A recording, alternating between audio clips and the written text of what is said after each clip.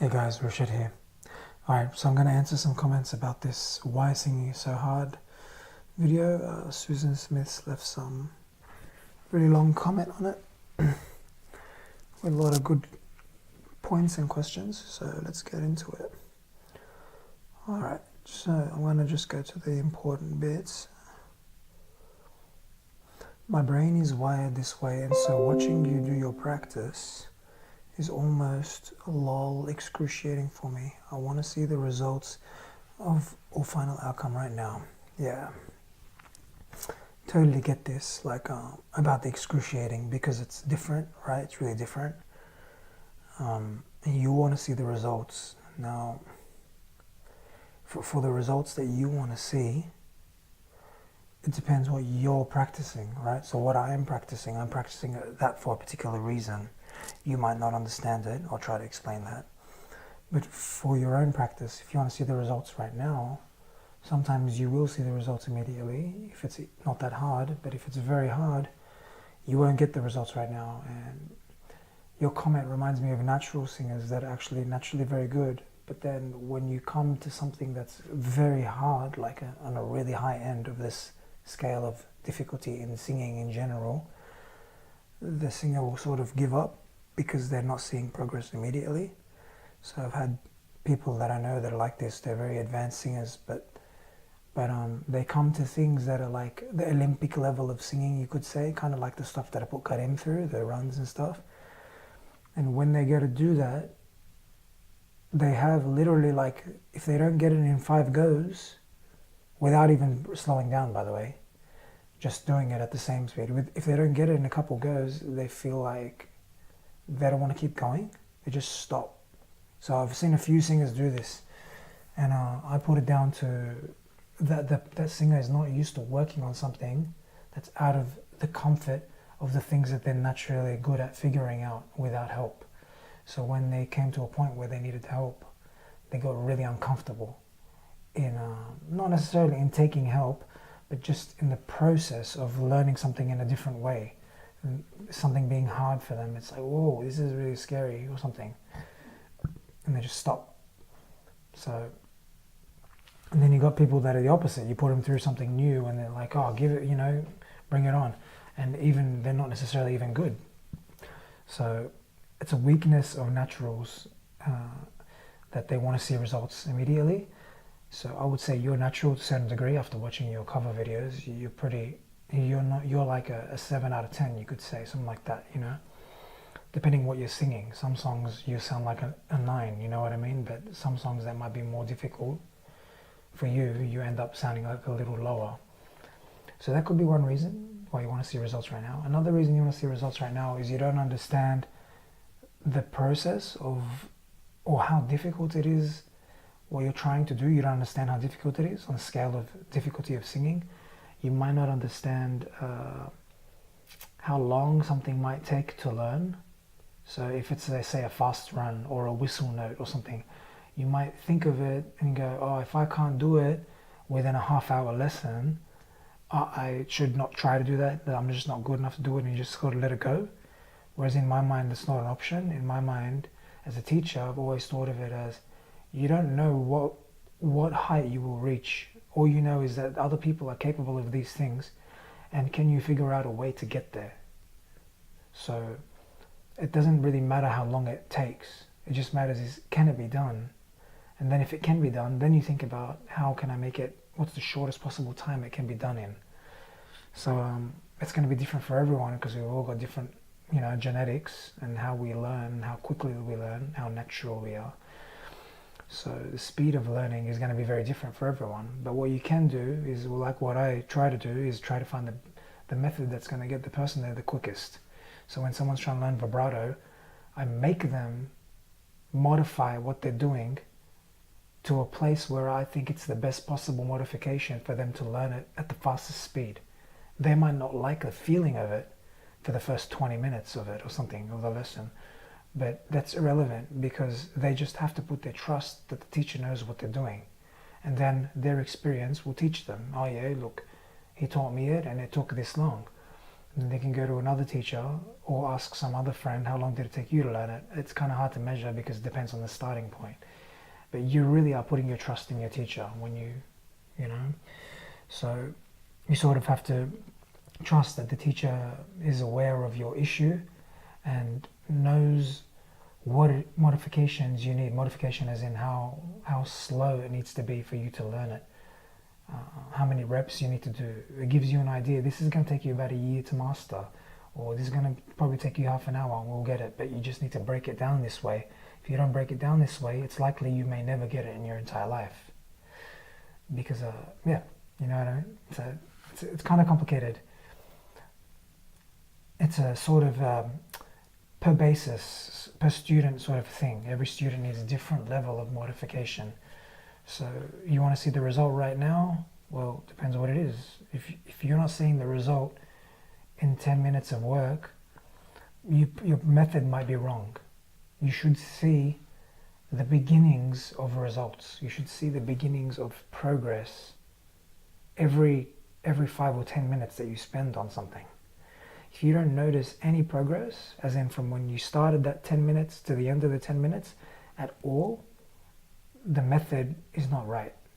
In my experience, when I make someone work on something, after 5-10 minutes, they're like, wow, it's like 2% better than it was, or more, maybe more than that, depends on the situation. And then that is the motivation. It's like, oh, and it gives the person it convinces the person that that's what they need to do to get better. So I now let the person know, well, yeah, you got a taste of getting a little bit better. So do this. With doing this regularly, you're going to be a lot better within 6 months or 3 months or 2 weeks, whatever it is, you know. Well, yeah, I was just explaining the ADHD thing. It comes down to those couple of things that I just already mentioned. The syllables thing, yeah, like, it will help you, but you might not need to do it for the whole song. I just give that as a general rule because people that are watching aren't taking lessons, you know. But ideally, I would tell you what you need to do it, like for how much of a song. See, you might do it for like the whole song for a few songs, and you might get the gist of the method, and you might just do it in your mind without needing to use the song.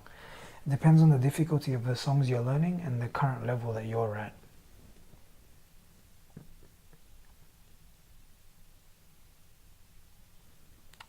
Okay, questions for me.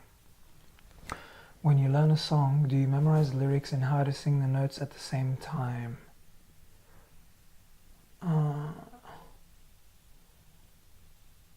Yes. Yeah, I do. It's together. Yeah. Would it ever be helpful to hum or la la through the melody to get that right and then add the lyrics? Yeah, if I don't know the lyrics yet, I might hum and la la through it when I'm singing it alone, or when I'm singing it along to the song but I haven't learned the lyrics yet. Sometimes some students really do benefit when I take away the lyric and I sing the melody with just a vowel, like a la la or a humming, because sometimes the lyrics distracts the student from the pitch, from the melody. So that is a good technique that I use with some people. Sometimes for me, the instrumental music distracts my brain from what is being sung. Would you ever suggest singing without the background instrumentals then add later? Singing without the instrumental is actually harder. So I would suggest that you learn how to do both. The instrumental actually assists and makes it easier. So there might be something else happening here that you're misjudging yourself on. But usually singing without the music is more difficult.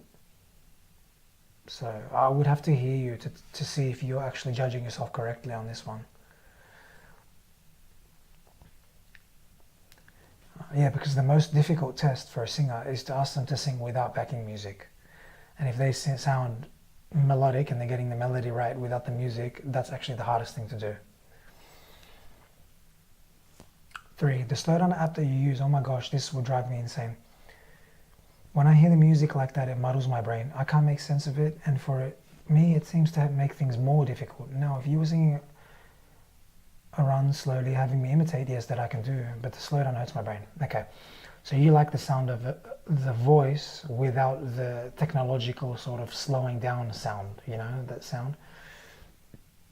And I totally get this. My girlfriend is actually similar. When I play the slowdowner, she sort of gets very stressed out by the sound, like immediately. I'm just amazed when I see her react that way. So I can empathize with that because I've observed that. I will tell you though, when I first started using it, it was strange to me. But because I had no other choice, I felt like I had no other choice because it was giving me access to these singers' notes I love these singers. I didn't want to hear the notes in a teacher's voice. I wanted to hear it from the voices of the singer themselves. So I found it quite exciting, and I got over the fact that it sounded weird. And if it's making things more difficult for you, that means it's just because you find it difficult to hear notes slowly. That's a different topic. That's different to being annoyed by the sound. Like the way it sounds, if it's annoying for your ear, okay, fair enough, I get that. But saying it makes it harder, that's to do with your difficulty in following notes at a slower speed, which is a difficult thing to do. So what I would suggest, if you're going to do this, slow down the thing, instead of slowing down as much as I'm slowing down, you slow it down more gradually, which is what I did originally in my first early stages of using slowdowner for the first half a year or so, until I got used to the process. And because it was so hard to hear things slowly, what I did was I slowed it down gradually. So instead of going straight from 100 to 50 or from 100 to 25, I used to go from 100 down to like 75. And then I'd listen to it there, and then I dropped down maybe to 60, and then I dropped down to 50. So I dropped down slower. And another tip is to make the amount that you're looping very small. So for example, just loop like one word or one run or one phrase. So it's only like 1 to 5 seconds of music that you're slowing down, because if you do more than that, then it's like so much data is coming in to your brain, you know what I mean, at a new slow speed. So what you want to do is make the loop really small and then gradually bring the speed down. So bring it down to say 75, listen to it 2 or 3 times, then bring it down to 50 and listen to it 2 or 3 times, and then it's gradually, then you start to hear it better. If it's a very fast run, then bring it, or a very fast phrase, like for example, some people get me wrong. It says, some people get me wrong. There's a lot of notes happening there in Walking Away by Craig David. So what I would do is that's not even a run, right? But it's like a melody that has a lot of slides in it and a run right at the end, the 3-note run. So I would slow it down like that. So you go 100, 75, 3 listens, 50, 3 listens, 33, 3 listens, then 25. And then your ear will start to hear it. You're gradually training your ear to hear those notes slowly, and you'll be able to do what I can do, which is which you found very impressive later in this comment you say, where I could hear every note. I'm walking away, I'm walking away. See how quick it is, but I can break it down so slow, and that's how I fix singers that are very beginner kind of singers and even advanced singers, because I break whatever note you are missing or notes you are missing, I can figure it out and break it down for you, because I've spent so much time learning how to hear things at slower speeds. So I can take anything that's fast, nearly anything, and hear it slowly. So when someone sings something and it's missing a lot of notes, I can hear it and I can fill in those notes for the person, or direct them and gradually direct them to show them how to fill it in themselves using something like slowdowner, so they don't have to rely on me as much.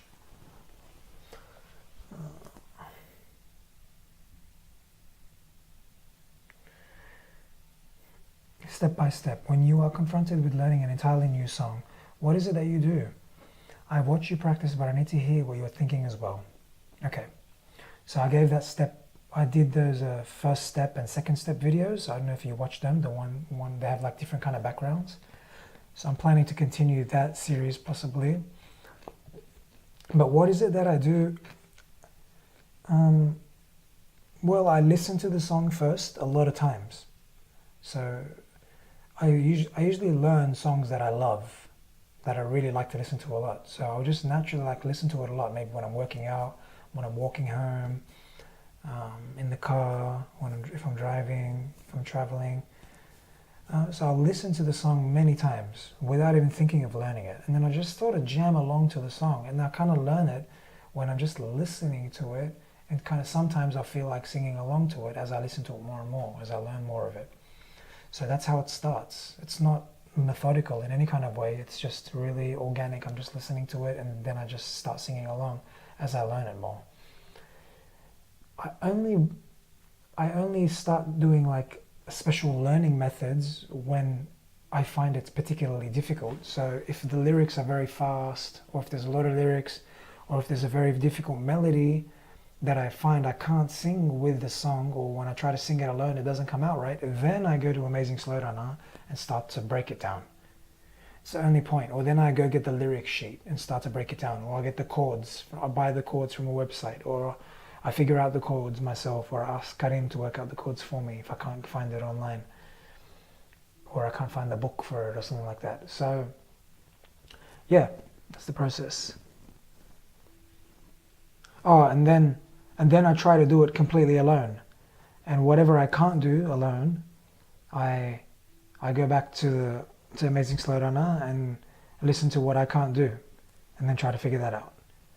So I only do methods when I need to. You know, you might not need, depends on the difficulty of the song. The harder the song, the more you need to break it down using the app, you know.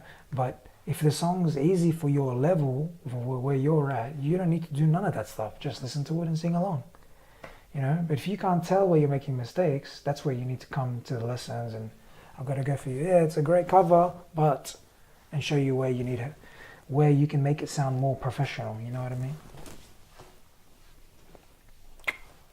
All right. What's the difference between a riff and a run?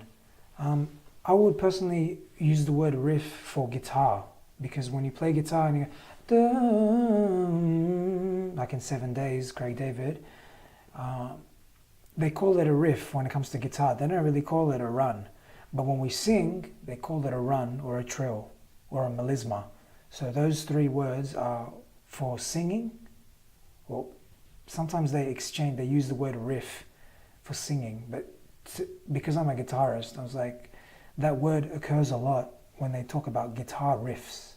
So I leave that word for guitar just to make a difference. And then I use the word run for singing. And trill is another word for singing. Runs, and melisma is another word. It's like an operatic word, a classical kind of word. General comments. Wow, when you sang this song word by word, it really became clear how good you are. Thank you. The run for the word saw was like an eargasm. Really good. Thanks so much. I can't listen to it. I got this. Don't have a speaker plugged in right now. Thank you, but I think it was soar. I believe I can soar.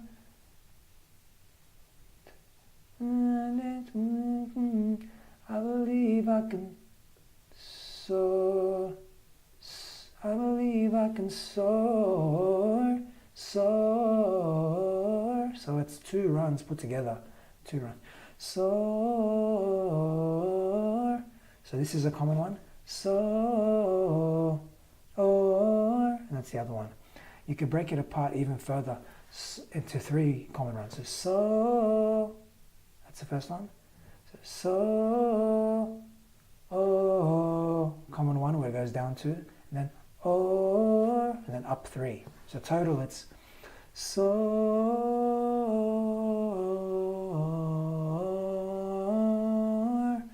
Just do it that slowly with me, with that thing that I just sang. Do it that slowly 30 times, 40 times every day. And then you get really good at it. But yeah, that slowly. Don't rush.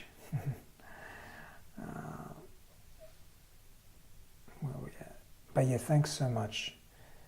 It's it's a lot of work. One of my favorite singers, he used to cover I Believe I Can Fly at karaoke, and he used to add these incredible runs, and that's one of them.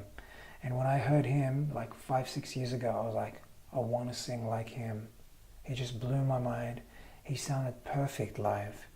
I didn't think it was possible to sound that perfect live, and he sounded like that. So I made it my goal, and I used to record him and slow his voice down and practice with it. And then I found that the singers that I was listening to were doing the same runs that he was doing. So then I practiced similar runs with them, and now eventually I'm almost as fast as him.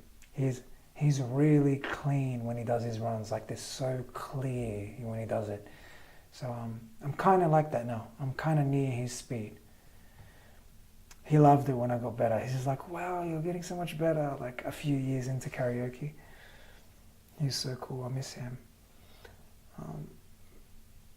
But yeah, go to karaoke and watch those singers like just kill it live. It's so inspiring. I guess you guys get to see me kill it on when I do my covers, but like I guess what you're seeing me do is kind of like what I saw other singers do, and it just made me want to learn even more. You know, it's just so exciting when it's live. I mean, a CD is great, but when it's live, it's like whoa, you know. Too, I think that talking about music and singing with these kind of details is very helpful. At least for me, it does not replace the doing. That's right. This is great for understanding the process, and sometimes understanding the process is more likely to get you to do more.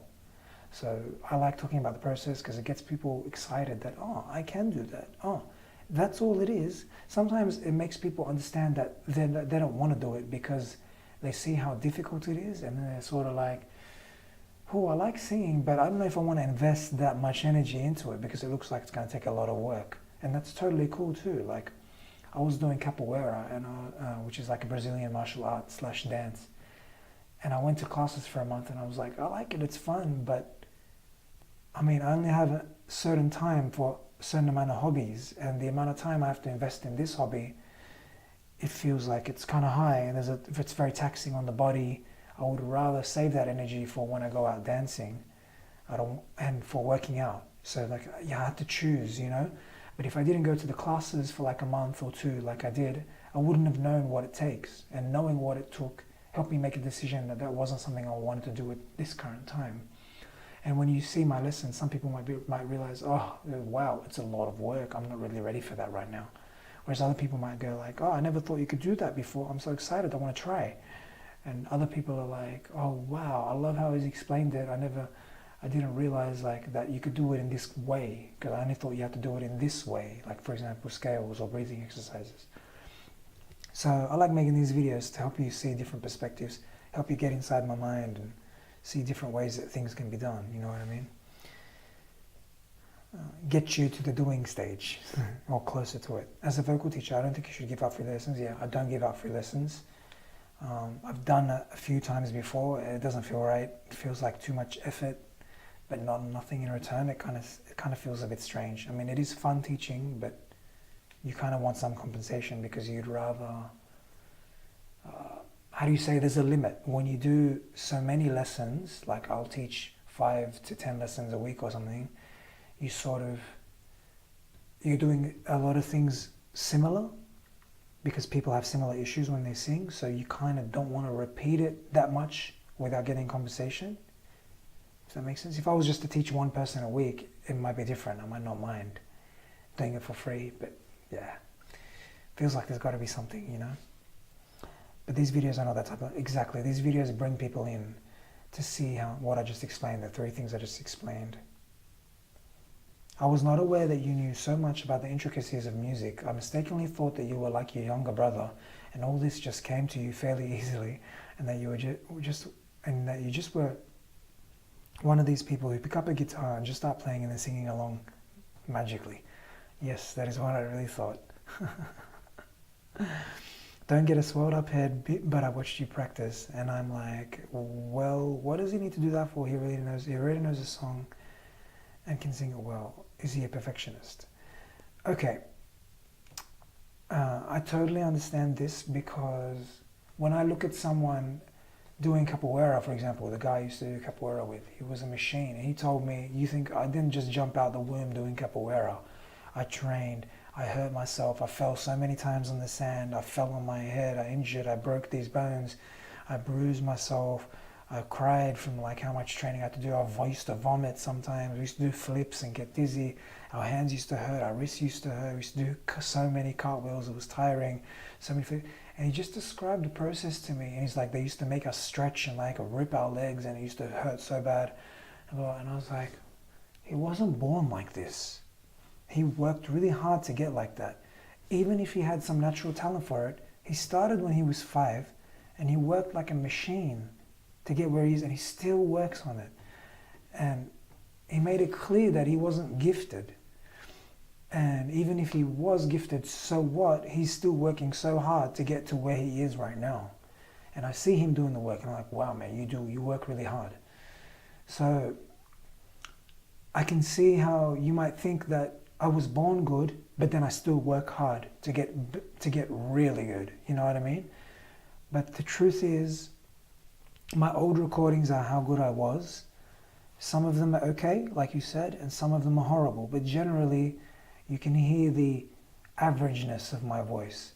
Now, to go from average to great, which I think I'm great now. I'm happy with my voice now. I think it's great. And I'm happy with the progress I'm making and I continue to make. I would say the progress is great, you know. So to get to that point, it's a big deal. It takes a lot of work. So I've seen my siblings work hard on their voice. They just get it. It just happens faster. So they had to spend less time on the guitar, less time learning certain melodies, less time trying to get vibrato, less time trying to get into falsetto, less time figuring out, you know, like the structure of the song and remembering the lyrics. They just spent less time. And that's why I call myself an unnatural, because I see them and I'm like, wow, you know. But obviously I wasn't the worst singer. I wasn't a level 1. I was more like a level 5 out of 10, right? Some songs I sound like a level 3 back then. So it's kind of mixed, right? So if only I had videos before when I first started playing guitar. I'm telling you, I was not a natural. I had a teacher. He wasn't my sort of guitar teacher. He's just a man who was a teacher who played guitar at the school where I worked. And he saw me play and he gave me some tips, you know, and it really helped me. But other than that, I read so many articles. I bought I should show you my books, my guitar books. I've literally got like 10 guitar books. And I probably read at least 10 authors online of articles because it was so hard for me to understand what to do. And I needed to get so many opinions before I could sort of, not that they were all different, just that they explain things different. They explain the same thing in different ways. And that helped me get things. And then that helped me change my practice techniques. And my timing was so bad, like my rhythm, I'm not kidding you, I still struggle with my rhythm now. But I couldn't play like in time very well. I was very slow to learn something new. Like, I'm talking, it took me 2 years before I could get the covers out that you see on my very early YouTube. Those covers. Like 2 years before I could do a cover. That's not just picking up a guitar and playing. 2 years is a lot of work, and I used to practice nearly every day. So, for like a half hour to an hour. So I'm telling you, I was not natural, and neither was my singing. And the fact that I have to practice so much and I have to slow stuff down so much when I practice should give you an insight into how difficult it is for me. If you watch my videos with Karim where I tested him, did you notice that we didn't slow the music down more than once or twice in like 20 minutes worth of videos? He doesn't need to slow it down. He just doesn't need to, or barely, you know? Whereas me, I need to. So that shows you that I'm not natural, but you're seeing me now after I've spent like 500 hours developing myself.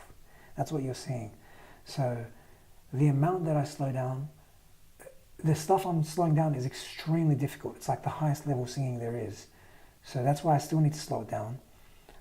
But you could see someone like my brother who doesn't need to slow it down. But I slow it down, and but it's very high level. All right, so I could see why it looks to you like, why is he slowing it down? He can already sing mad runs. Yeah, but when I go to learn new runs, it's really hard. And I'm still developing speed, and slowing down is a great way to develop speed. Otherwise, it sounds rushed. So I'm trying to beat that thing where I sound rushed in my voice. Now, it's hard for you to hear it, but if I sing, because when I do covers, I tend to not sing songs that I suck at, because I'm working on them still. I tend to do covers of songs that I feel I'm much better at. Because I'd like to work on the other songs, work on my skills for like a good another year before I build them up. But sometimes I still do covers. But anyway, you'll see what I mean in a year or two, as I get even cleaner than I am now, faster. You'll hear the difference, because I can hear the difference every 2-3 years. I can clearly hear like a difference in my voice, I can hear it, and I feel a different level of comfort in my voice.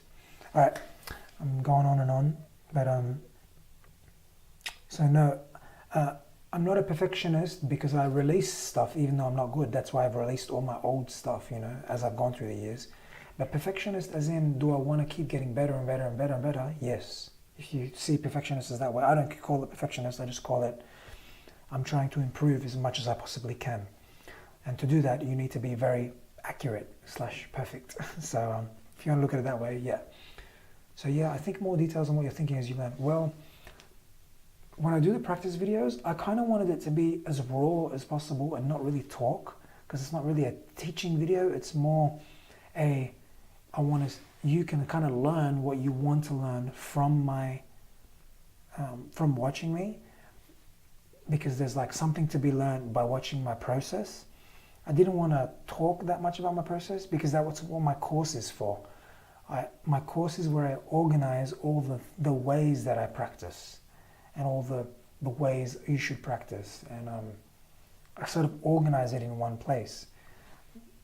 I don't really want to interrupt my practice to train you into what I'm doing. Maybe I might make a video where I try to do it, but it's kind of a distraction, because I'm really focused on what I'm doing. And if I'm teaching you while I'm learning, do you get what I mean? It's sort of like, it's not really a practice. It's more like I'm teaching you.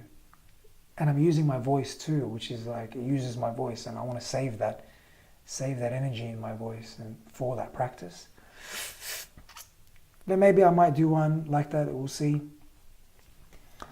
Okay, I hope that explains and teaches you guys more about me, and thanks for the great questions and lovely comments, Susan. I will see you guys next time. Bye.